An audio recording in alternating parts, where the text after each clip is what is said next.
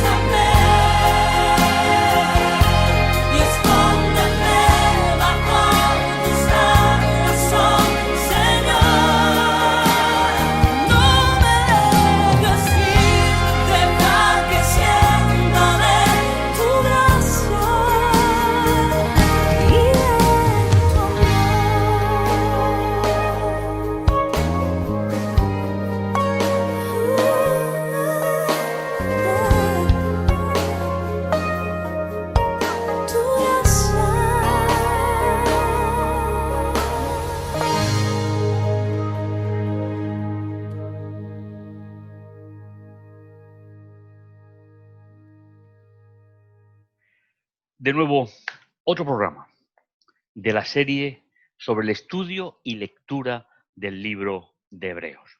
Continuamos con el itinerario del libro y queremos comenzar este fin de semana espiritual con la Iglesia en Casa con una nueva lectura de una porción que para mí es realmente impresionante del libro, porque nos va a dar una visión extraordinaria de la función de Jesús en el plan de salvación. Vamos a comenzar entonando las estrofas del himno que hemos escogido para comenzar el programa de hoy.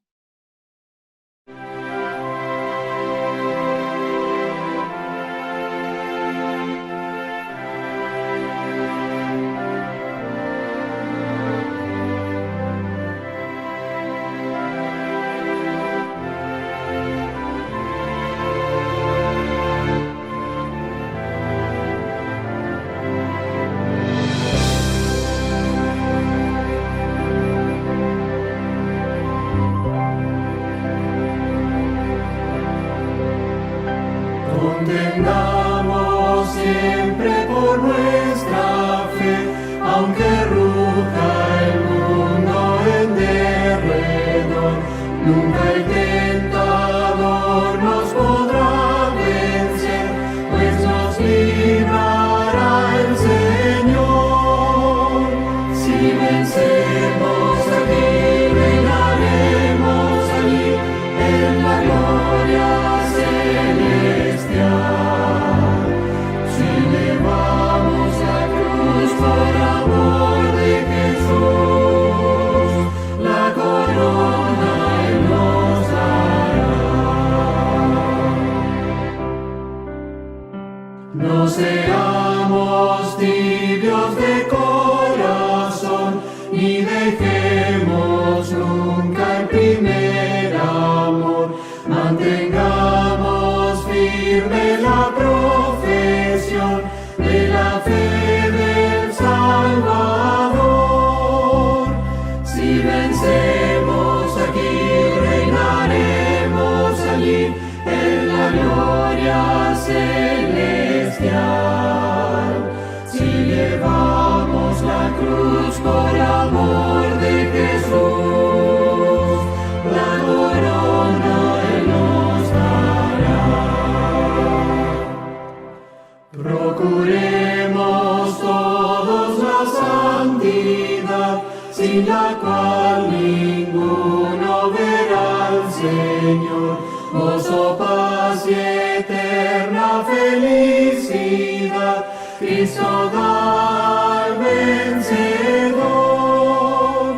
Si vencemos aquí, reinaremos allí en la gloria celestial. Si llevamos la cruz por amor de Jesús, la corona Él nos dará.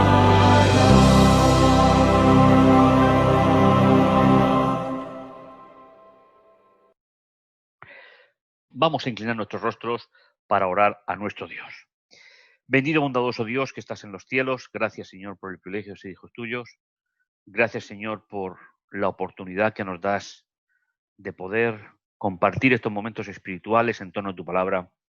Gracias Señor por el libro de Hebreos que nos presenta ese precioso plan de salvación que hay para cada uno de nosotros en tu Hijo Jesús.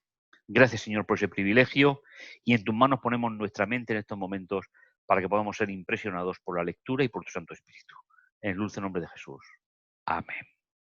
Pues te invito a que abras la palabra de Dios en el capítulo de Hebreos, que vamos a estudiar, el final del capítulo 4, en estos encuentros espirituales en torno a la Biblia. Y va a ser el texto base para la lectura de hoy. Hebreos, capítulo 4, versículo 14, hasta el 5:10. Esa es la sección que nos ocupa en el día de hoy, porque temáticamente es el mismo tema. Tenemos 3 secciones, simplemente para que lo veáis sobreimpresionado en vuestra pantalla, 3 pequeñas secciones que nos hablan de, sobre todo, de la comparación del sumo sacerdocio terrenal al sumo sacerdocio celestial, y que finalmente nos va a decir que Jesús, el Hijo de Dios, tiene un sacerdocio superior al de Aarón, que será la última parte de nuestro programa. Por eso te invito a que podamos disfrutar, podamos estudiar, podamos meditar y sobre todo podamos entender esa preciosa enseñanza bíblica, que es el fundamento de nuestra fe. No hay otro fundamento, es ese, la función de Jesús en el santuario celestial.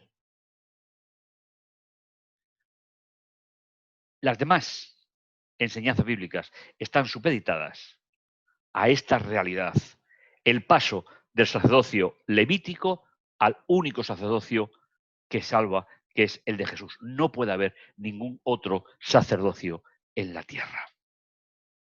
La primera de las secciones lleva por título "No tenemos un sumo sacerdote que no pueda compadecerse de nuestras necesidades". El título ya es realmente sugerente. Pero recordar, estamos en un escrito que habla de cómo una comunidad religiosa proveniente del mundo judío acepta a Jesús como Mesías, pero el paso del tiempo hace que, tal vez por presiones familiares, hacen que estén volviendo hacia atrás a un sistema que ya estaba terminado, como era la primera alianza, y se habían introducido en la nueva alianza a través del ministerio de Jesús, pero que el apóstol se siente persuadido, o bien porque la había visitado, o bien porque alguien le habló de esa comunidad, se siente persuadido como alguien que había formado parte de esa estructura religiosa del pasado, pero que al encontrarse con Jesús en el camino de Damasco, cambió su perspectiva, cambió su orientación, cambió todo lo que era su vida, y ahora les habla con suficientes argumentos para decirles: cuidado, fuera de Jesús no hay salvación posible.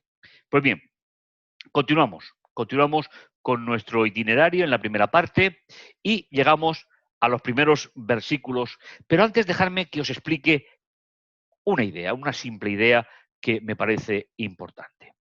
El único medio que hay en el cual el creyente pueda ponerse en contacto con Dios, aunque las diferentes teologías cristianas se hayan olvidado de este concepto, es a través de un sacerdote o de un sumo sacerdote. No hay otra fórmula. Porque el sumo sacerdote oficiaba, no sé si la palabra oficiar se ajusta directamente a la metodología bíblica, pero era el que, sacrificando el animal, entraba dentro del santuario y transportaba el pecado del creyente al santuario. Por eso, si hablamos de cómo se comunica el creyente con Dios, se comunica a través de un sacerdocio, tanto en la primera alianza como en la segunda. Esto, por favor, no lo olvidemos.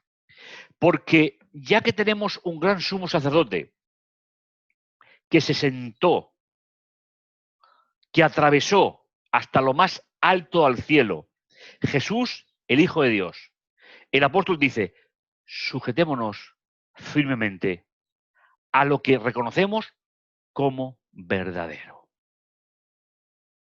Esta es la primera parte de la gran enseñanza. Si recordamos algunos detalles del libro en la anterioridad, hemos estado comparando diferentes realidades. Jesús como hijo, superior a los profetas, superior al sacerdocio, superior a los ángeles, superior a Moisés, superior a Josué. Y ahora entramos directamente, lo que va preparando la parte central del libro. Será la más amplia, la que nos habla del sacerdocio de Jesús, según una designación divina.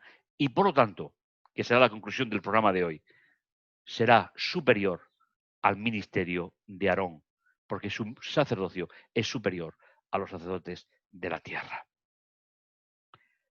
Continuamos con el texto tal y como habíamos leído y nos dice: porque no tenemos un gran sumo sacerdote que no pueda compadecerse de nuestras debilidades, ya que él fue tentado en todo como nosotros lo somos ahora, con la única diferencia de que él no pecó. Es decir, empezando por Adán y Eva, que fueron tentados y cayeron. Cada uno de nosotros tenemos una vida similar a la de Adán y Eva caídos.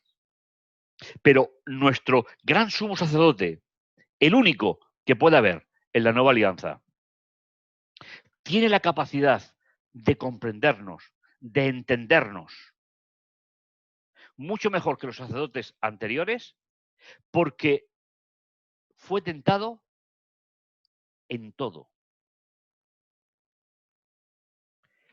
con una diferencia, que se convierte en sumo sacerdote porque no cayó en el pecado, sino que enfrentándose a Satanás y a todo el entorno, nunca perdió su capacidad de estar sujeto al Padre y nunca perdió su capacidad de enfrentar el pecado y la tentación con la dignidad de alguien que está pensando en salvarte a ti y a mí. De modo que acerquémonos confiadamente al trono del cual nos imparte el favor, el regalo, para que podamos recibir misericordia y encontrar favor en nuestro tiempo de necesidad. Esta es una parte importante en el mensaje de Pablo. Les está diciendo, confiemos en lo que hemos creído. Volver atrás significa volver a un sistema que no tenía la capacidad completa de salvación. Y esta idea se va a convertir a partir de ahora, que pasamos a la segunda parte de la sección de hoy, se va a convertir en la idea fundamental para el creyente de la nueva alianza. Nos va a presentar a un Jesús que, conociendo a la raza humana desde dentro, tiene la capacidad de salir victorioso por cada uno o para cada uno de nosotros. Así llegamos a la siguiente parte. Todo sumo sacerdote es instituido a favor de los hombres. Recordad el esquema que acabamos de presentar. Dios, pueblo y el sacerdocio es el que une al pueblo con Dios, como el profeta unía a Dios con el pueblo. El apóstol nos dice, porque todo sumo sacerdote, tomado de entre los hombres, habla del sacerdocio de la primera alianza, es nombrado para actuar en defensa del pueblo con referencia a las cosas de Dios. El apóstol Pablo está explicando las razones excepcionales del sacerdocio. Debemos de tener en cuenta que en la Biblia se menciona en dos contextos diferentes el sacerdocio. Y eso es importante traerlo a colación ahora. Hay un sacerdocio universal del creyente y hay un sacerdocio que es el que se encarga de ser el mediador en cuanto al perdón de pecados que ministra en el santuario. Y lo que vimos en la tierra durante siglos, desde Moisés hasta la época de Jesús, todo aquello era una maqueta, era una parábola que nos enfocaba hacia el verdadero ministerio de Jesús y que nunca entenderemos el ministerio de Jesús en toda su dimensión si no entendemos la parábola del santuario terrenal. Por eso nos dice el texto que estamos ocupados, porque todo sumo sacerdote tomado de entre los hombres es nombrado en defensa del creyente, de la comunidad, con referencia a las cosas de Dios. Cosas de Dios se refiere al santuario, al plan de salvación, para ofrecer ofrendas por los pecados. Es decir, el santuario por la mañana, por la tarde, en el continuo, el cordero, la sangre dentro, el pecado acompaña a esa sangre dentro del santuario. Ese es el objetivo fundamental del sacerdote, porque ya hemos dicho que la función del sacerdocio es separar a través de la sangre del animal, separar el pecado del pecador. No me cansaré de explicarlo las veces que sean necesarias, porque en mi vida espiritual, en la vida que yo comparto como creyente, aparte de las funciones, ha sido el gran motor que ha movido mi experiencia religiosa. Sin pensar en Jesús en el santuario celestial, mi vida espiritual no tendría ningún sentido. Y ojalá que también pueda ser para ti en este programa como un comienzo o un renovar esa ilusión por encontrarnos con Jesús algún día. Dice, también Él puede ser compasivo con los ignorantes, con los extraviados, ya que Él está también sujeto a las debilidades. Es decir, el sumo sacerdote tomado de entre los hombres, no el sumo sacerdote celestial. Pero aquí sitúa el apóstol en esta sección la idea fundamental. También, por causa de sus debilidades, tiene que ofrecer sacrificios por sus propios pecados, así como los del pueblo. Pero, y nadie toma este honor sobre sí, sino el que es llamado por Dios, así como lo fue llamado Aarón. ¿Por qué menciona Aarón en este contexto? Porque Aarón, el hermano de Moisés, como os acordáis, fue nombrado por Dios sumo sacerdote de la primera alianza.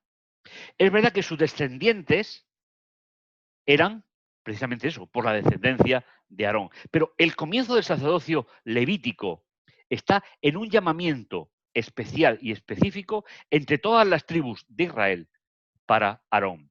Pues bien, a partir de ahora y hasta llegar al final del capítulo 10, todo lo que va a hablar el libro va a ser de la superioridad de la función de Jesús, nombrado por Dios como lo fue Abraham, sumo sacerdote de las cosas celestiales, va a ser el gran mensaje central del libro. Por eso, tras nombrar a Moisés, nombrar a Josué, ahora nombra a Aarón. ¿Y por qué intercambia históricamente Josué con Aarón? Porque siguiendo las técnicas de estructuración de los libros, en el centro se coloca siempre lo más importante. Y para Pablo, en esta carta, sin despreciar la labor de Moisés y la labor de Josué, se va a centrar en cómo Dios resuelve el problema del pecado. Continuamos con la lectura y la reflexión espiritual en nuestro programa de hoy. Y sigue diciendo, el sacerdocio del Hijo superior al de Aarón.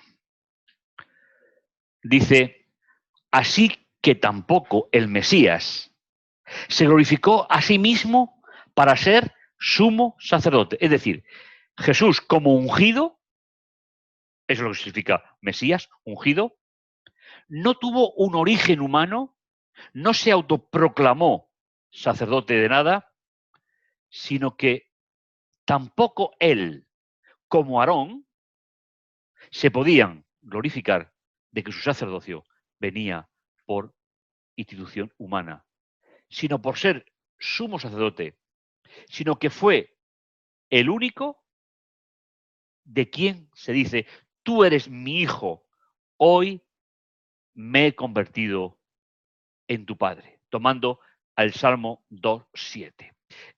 Es decir, en el momento en que la segunda persona de la deidad se encarna en Emmanuel, Dios con nosotros, Jesús, Mesías, de nadie se dijo, y lo vimos ya en el capítulo 1, de nadie se dijo nunca, tú eres mi hijo y yo me he convertido en tu padre. También, como él en otro lugar se dice, tú eres sacerdote para siempre por ser comparado con Melquisedec. ¿Sabéis? He traducido la palabra comparado, que en las diferentes versiones que manejamos dice semejante a, para aclarar un poco el concepto. Tú eres sacerdote para siempre, para ser comparado con Melquisedec. ¿Y esto qué es lo que realmente significa? ¿En qué es comparado el ministerio de Jesús con el de Melquisedec? En primer lugar, al igual que Aarón, fueron designados sacerdotes por Dios directamente. Pero hay una diferencia sustancial entre el sacerdocio de Aarón con los sacerdocios de Melquisedec y de Jesús. En Aarón se instituía una dinastía que sería heredada desde ahí hasta la muerte de Jesús.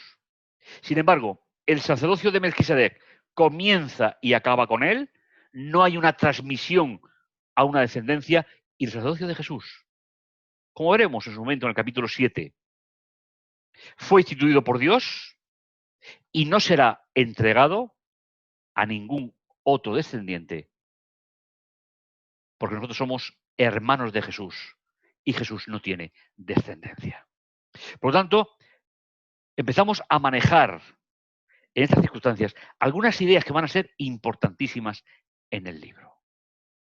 En la historia del pueblo de Dios solamente han habido 3 sacerdocios. Los 3 instituidos directamente por Dios. El primero, Melquisedec, al cual Abraham reconoció como sacerdote. El segundo, el de Aarón, que se transmite a través de una herencia. Y Jesús. ¿Y qué aprendemos fundamentalmente de esta idea? Que en la nueva alianza jamás podrá haber, desde el punto de vista divino, un sacerdocio humano. Aunque tengamos alrededor nuestro infinidades de creyentes, que seguramente con la sinceridad, la cual no se le pone en duda, crean que tienen necesidad de ir ante un ser humano para que un sacerdote humano interceda por él. Eso es totalmente antibíblico y no tiene nada que ver con el mensaje de la carta a los hebreos. 3 sacerdocios nombrados por Dios, 2 que empiezan y acaban con el personaje que es nombrado por Dios, y uno en el centro, que es el humano. El que nos sirve para entender el verdadero significado del ministerio de Jesús en el santuario del cielo, que ese sí era por descendencia. No puede haber en la nueva alianza ningún sacerdote humano. Por lo tanto, tomando el Salmo 110:4, tú eres sacerdote para siempre. Eso también se dijo de Melquisedec. El término siempre en Melquisedec significa mientras él vive, y en Jesús, como nunca morirá, será mientras que se necesite la mediación en el santuario. Porque una vez que los redimidos sean llevados a la eternidad, su función habrá terminado, pero nunca será traspasada a otro. Recordemos esta bonita idea, porque realmente merece la pena que la tengamos en cuenta. Dice, durante la vida en la tierra, él ofreció oraciones, peticiones, llorando con gran clamor, derramando lágrimas al que tiene poder de salvarlo de la muerte. Y fue escuchado por causa de su sumisión al Padre. A pesar de que él era el Hijo, aprendió por experiencia, por medio de sus sufrimientos. Ese fue el método que Jesús utilizó para entrar en contacto con la humanidad. Ese fue el método en el cual el Dios hecho hombre, que nunca pecó, pero vivió entre nosotros. Sintió de cerca el sufrimiento, la enfermedad, el dolor. Y ahí aprendió lo que ata al ser humano, lo que ata al ser humano en su vida diaria. No olvides agradecer cada día a nuestro Dios por todo lo que hace por nosotros. Y finalmente, y después que todo se cumplió, se convirtió en la fuente de salvación eterna para todos los que obedecen, para todos los que creen, ya que en la mentalidad hebrea creer y hacer es exactamente lo mismo, no hay separación. Ya que había sido proclamado sumo sacerdote por Dios para ser comparado a Melquisedec, que significa rey de justicia. Y al igual que Melquisedec, Jesús era rey y sacerdote. Eso lo veremos en el capítulo 7. Nació en la tribu de Judá y fue nombrado por Dios sacerdote de los bienes definitivos del plan de salvación. Mis queridos hermanos, nuestro mensaje empieza y termina aquí. El resto son apoyos. Aquí empieza y termina ese plan de salvación. Y el apóstol Pablo les dice, cuidado, no volváis atrás. Mantengamos la fe hasta el final. Y que nadie nos quitará nunca la salvación. Que el Señor te bendiga. Seguiremos con este libro que es sin fin en enseñanzas espirituales. Y tenemos, en el mismo día como hoy y en la misma emisora, tenemos otra cita en el próximo programa. Que el Señor te bendiga y te guarde.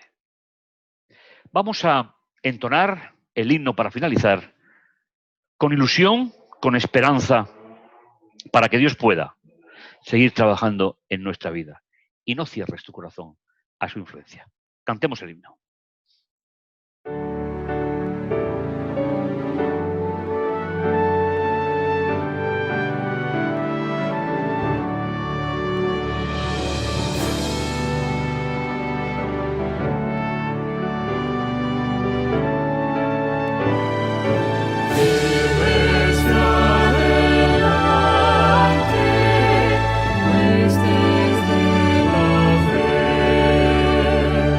Sin temor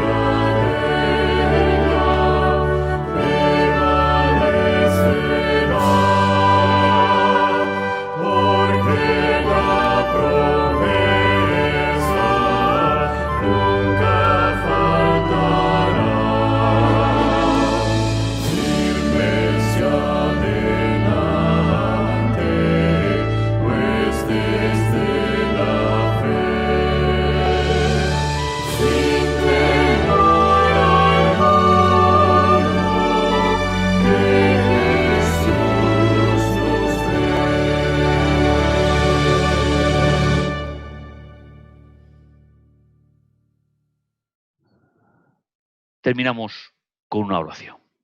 Bendito, bondadoso Dios que estás en los cielos, santificado, glorificado y honrado sea tu nombre. Gracias, Señor, por tu amor inmenso, por tu misericordia. En tus manos, Señor, ponemos nuestra vida, nuestra esperanza. Y gracias, Señor, por todo cuando tú nos das.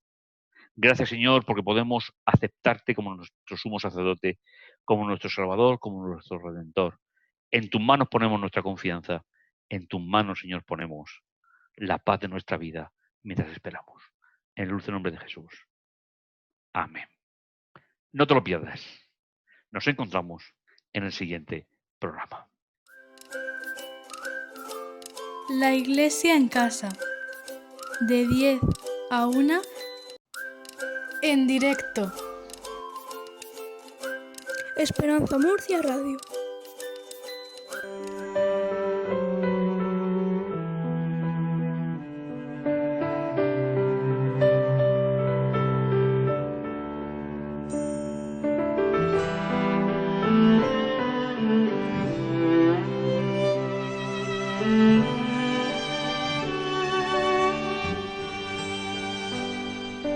Hoy es el día de tu salvación, es hoy, sin vacilar ruega en oración, hoy.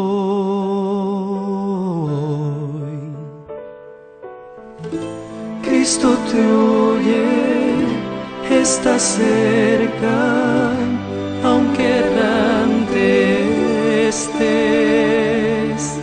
Hoy es el día de tu salvación, deja que te limpie Él.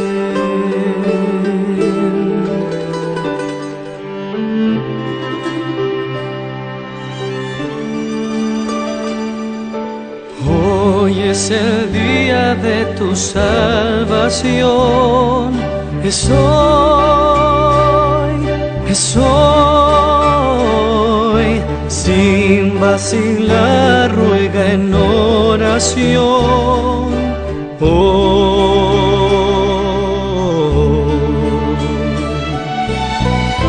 Cristo te oye, está cerca, aunque errante estés. Hoy es el día de tu salvación, deja que te limpie Él.